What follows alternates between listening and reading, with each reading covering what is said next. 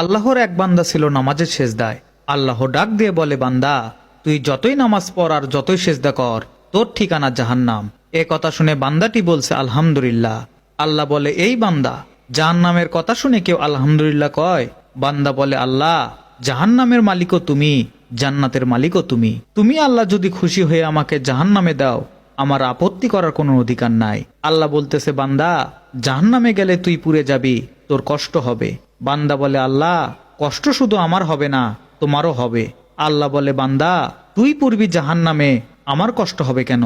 বান্দা বলে, আল্লাহ, মায়ের কোলের সন্তান যদি পানিতে পড়ে যায়, তাহলে দুনিয়ার কোনো মা যেমন দূরে দাঁড়িয়ে থাকতে পারে না, আমার বিশ্বাস ওই মায়ের চেয়ে কোটি কোটি গুণ দয়া তোমার বেশি। আমাকে জাহান্নামে দিলে তুমিও আল্লাহ শান্তি পাবে না। আল্লাহ বলে, বান্দা এই দলিল তুই কই পাইলি?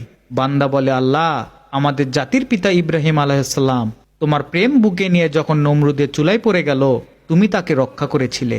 আল্লাহ বলে, বান্দারে, আমার প্রেমের ভক্তি নিয়ে কেউ যদি জাহান্নামেও যায়, আমি জাহান্নামকেও জান্নাত বানিয়ে দিব। সুবহান আল্লাহ।